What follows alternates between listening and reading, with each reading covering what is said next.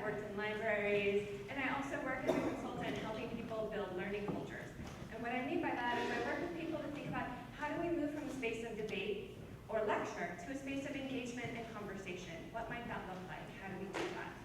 And I'm also a historian. So my PhD, I got that from a program called History of Consciousness, which is basically a funny way of saying I got to design my own course of study. And what I did is I studied grassroots social movements and how people use spaces like cultural festivals or conferences like this to engage in education, to teach in ways that we don't necessarily get in a traditional classroom.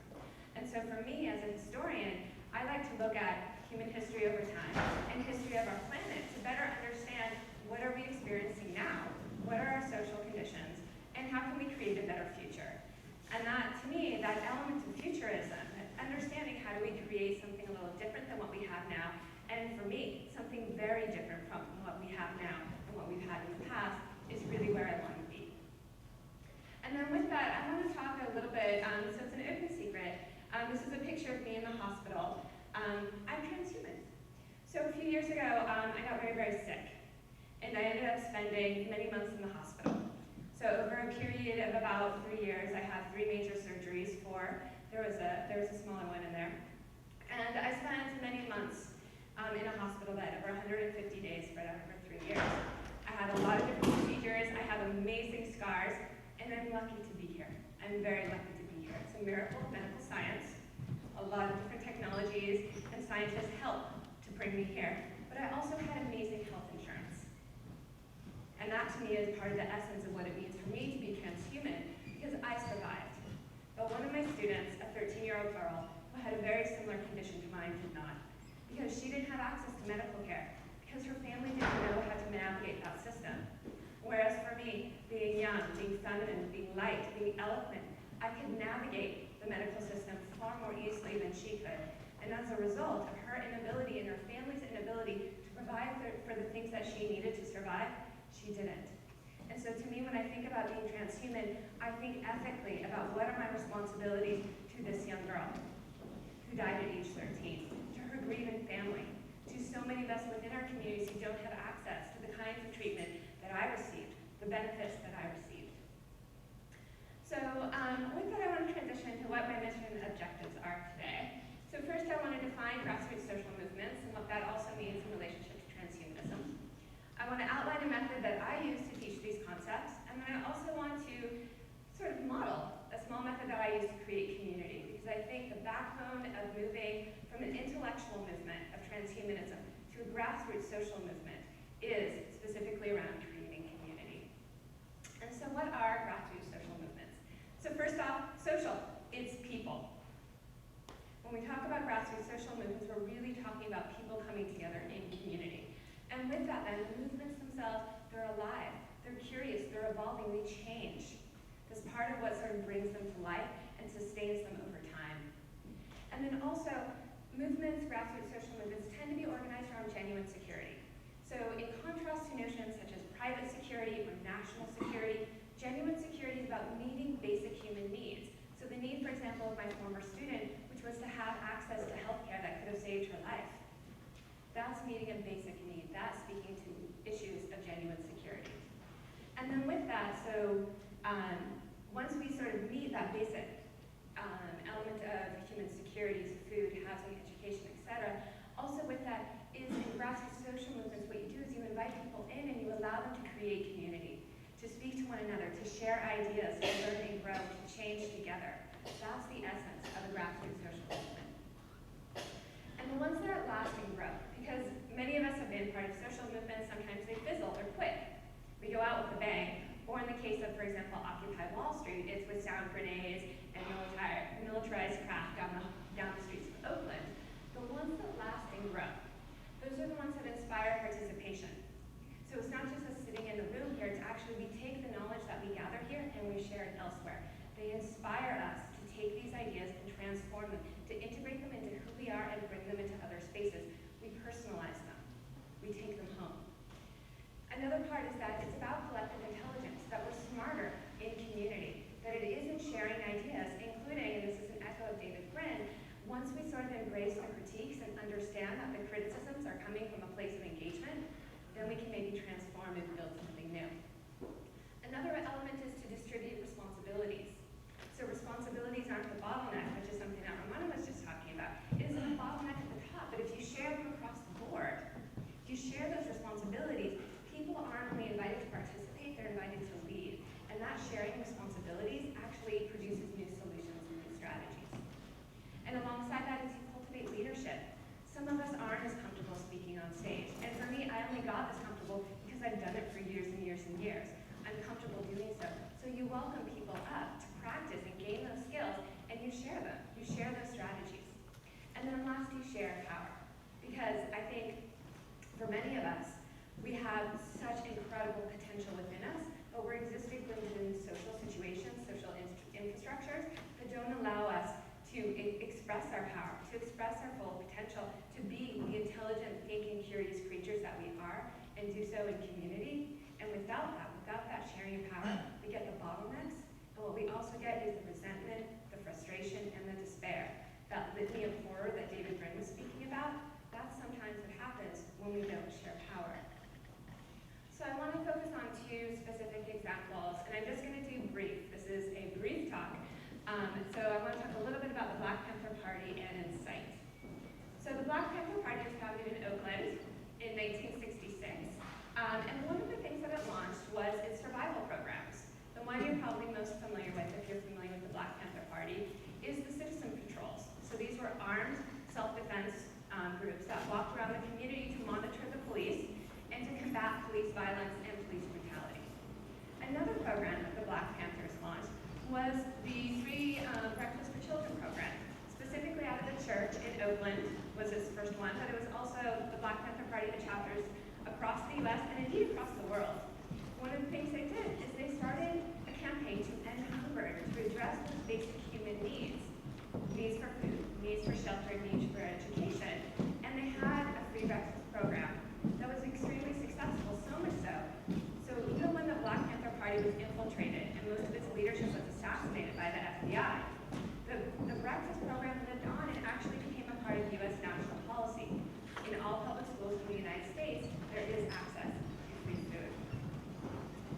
And so in terms of the Black Panther Party, the point with them that I want to bring them is they're speaking to that issue of basic security, basic human needs.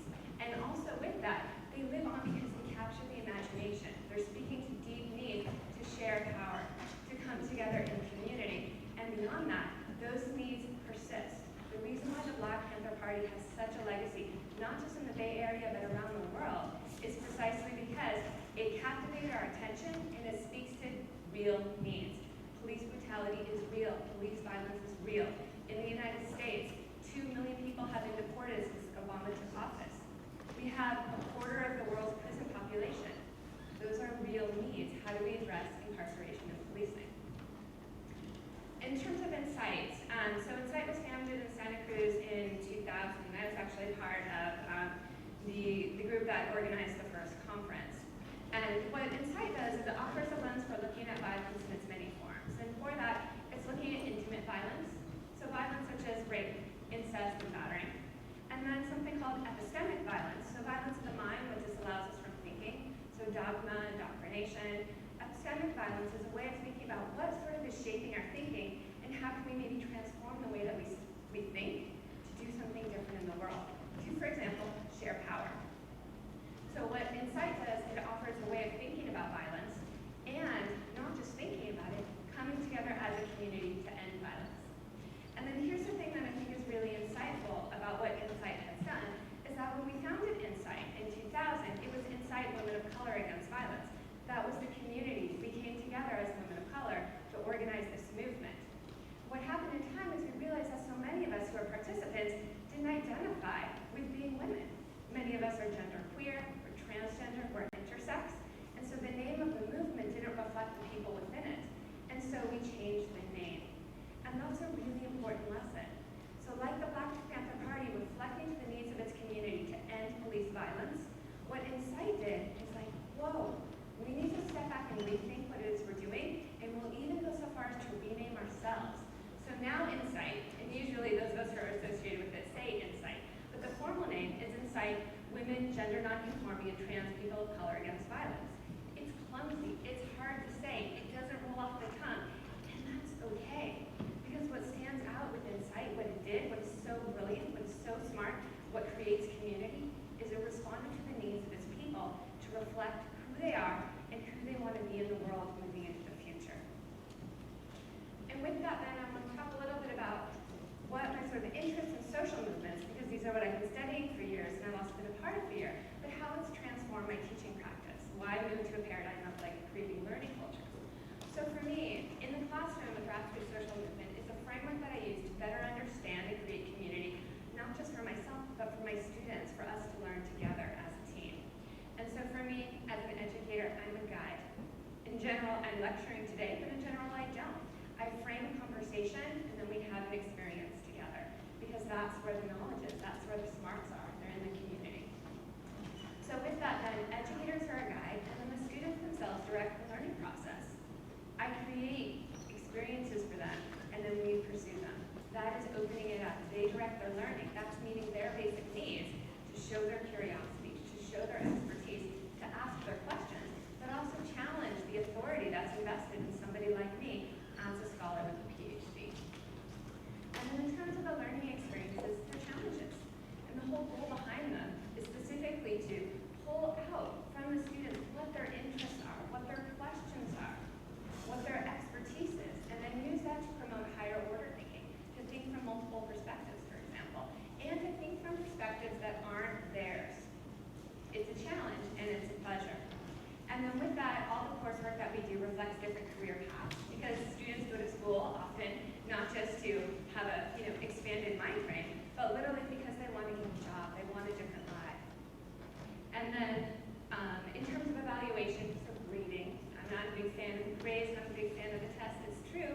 What I'm interested in is evaluation. It's a two-way street. So it's a daily practice. I embed that within my classroom. My students are always evaluating me what works, what doesn't, and then I adjust my behavior and vice versa. Because what I want us to create together is a community where we can participate as fully as possible. And so in that sense, evaluation, assessment is embedded to everything that we do.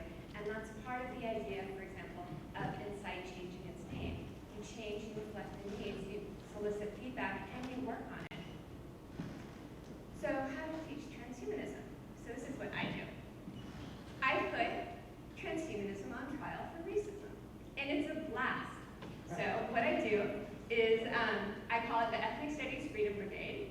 And we put the transhumanists on trial. So I'm going to read this. It's long, but this is precisely what I give to my students. So you can sort of understand the scenario, but also understand why it's playful, why it's open, and indeed why it works. So the Ethnic Studies Freedom Brigade has charged the transhumanists with racism. The case is now before Oakland's Human Futures Commission, which works to protect and promote the right to dignity, justice, and equality for all peoples and sentient creatures, including the planet, for 7 generations to come. The Ethnic Studies Freedom Brigade and the Defense Council for the Transhumanists are calling on the following expert witnesses: Andrea Smith, Harry Washington, from Methane, and Nalo Hopkinson. Reporters from the East Bay Express, Youth Radio, New York Times are writing articles on the case and will be present during the trial. So how it works. Oh, oops. Yeah, sorry. Okay, so how it works. So how this works in practice is my students work in small teams, and each team is tackling one of those different realms. The Oakland Human Futures Commission, the Ethnic Studies Freedom Brigade, Run-Amok. And so what they're doing is they're working with course material we've already worked through in the class. And this is specifically in my class on science fiction. And what they're doing is they're sort of thinking through, how would Nalo Hopkinson, a fiction writer, actually address and respond to transhumanism as a movement? And then how does that then connect to some of the ethical questions that we've been asking as a class? Questions around access, questions around equity, questions around technological developments, questions around what is the future of humanity? And then connecting those questions of Nalo Hopkinson, Methane, to some of the history reading that we've been doing. For example, Harry Washington's text, Medical Apartheid, is specifically about the legacy of medical racism in the United States, from the conditions of experimentation during slave times to the experimentation, the medical experimentation that happens now on Black prisoners. So what we're doing then in this trial is we're trying to connect these different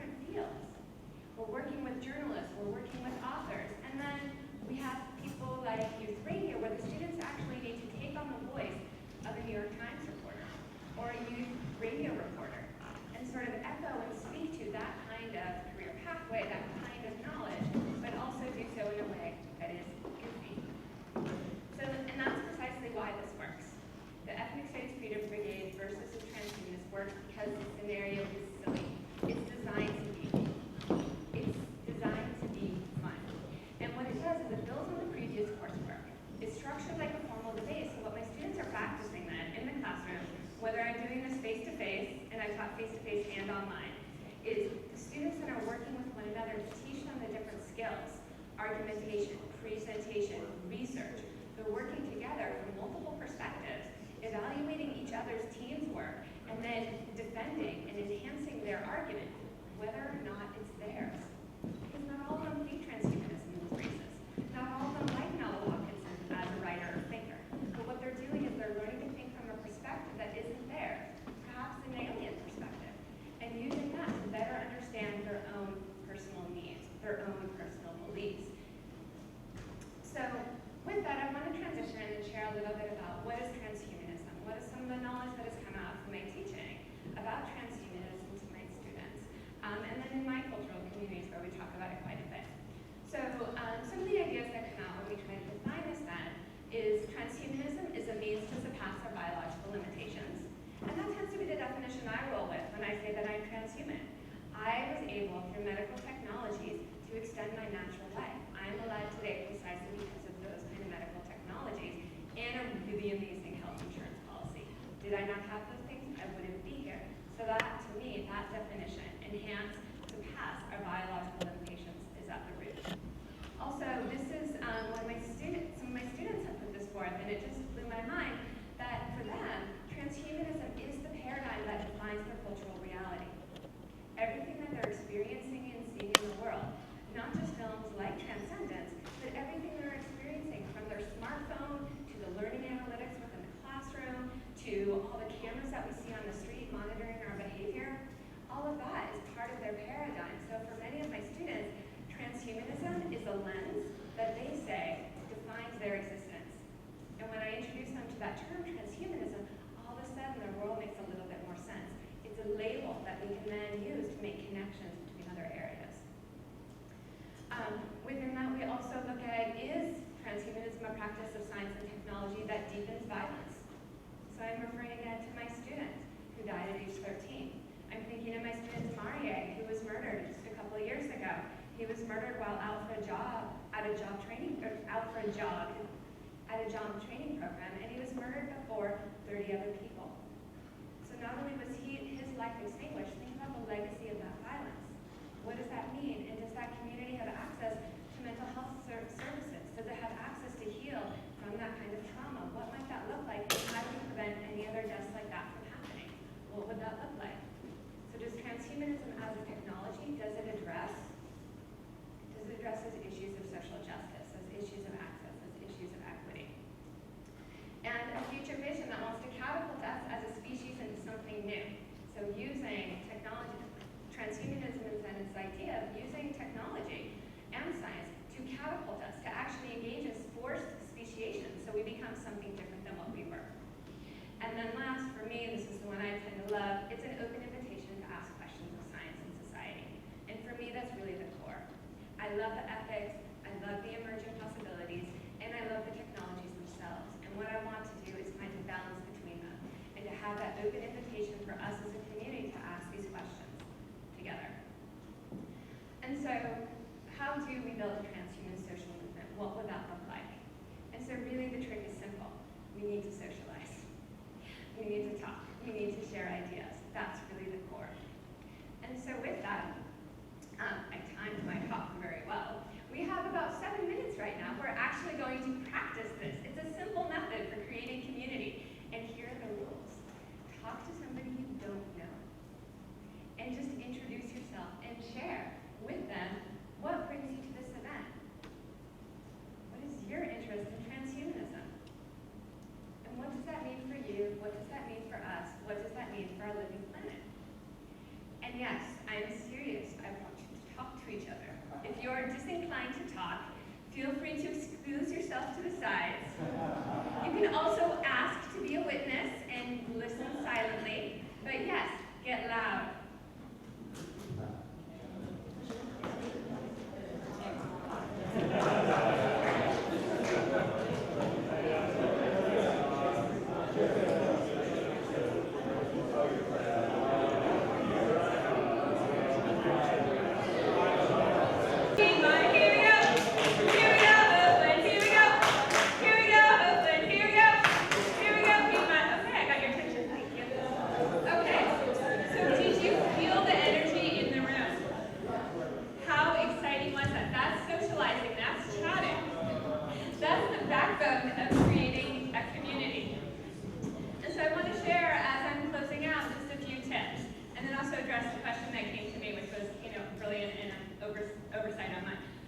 in terms of building social movements, one, share knowledge and community. Don't hoard your knowledge, translate it.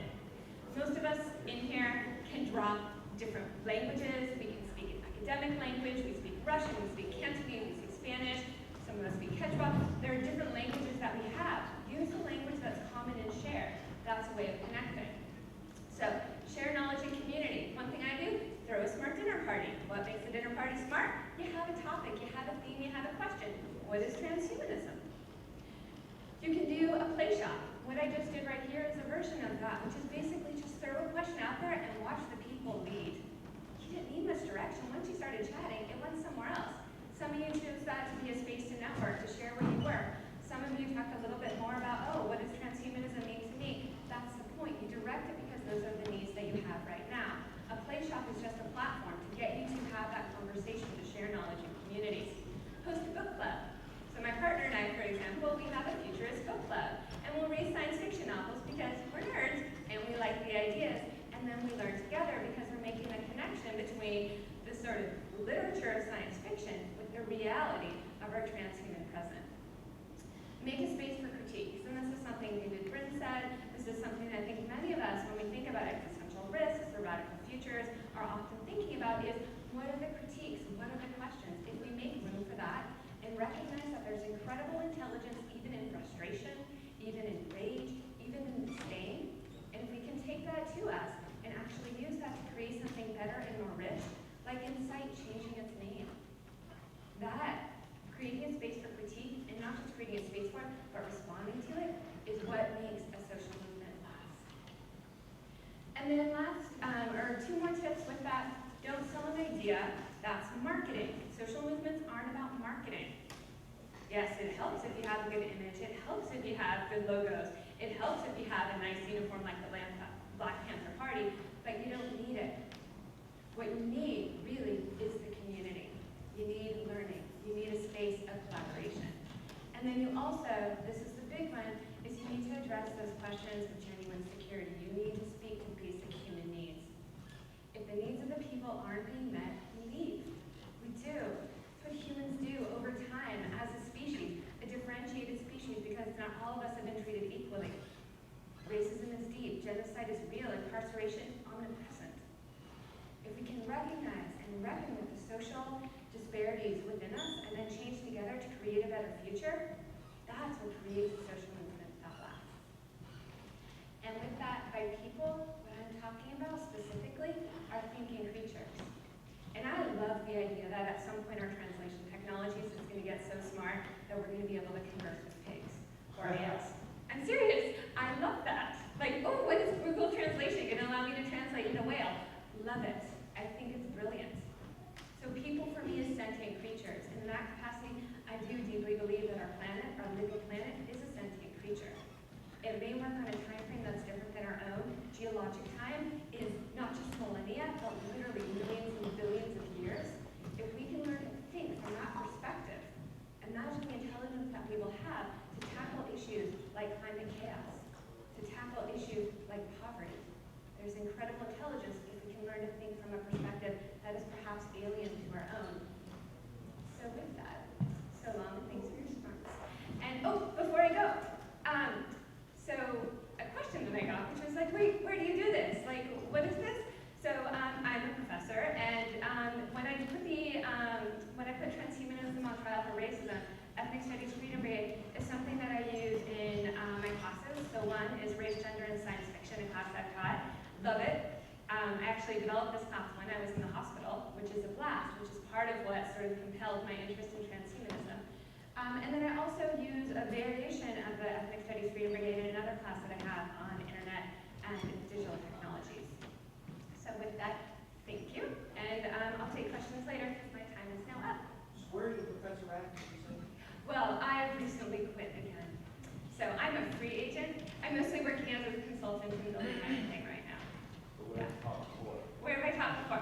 I taught at UCSC for 8 years. I was at Stanford for 4. Most recently, I was at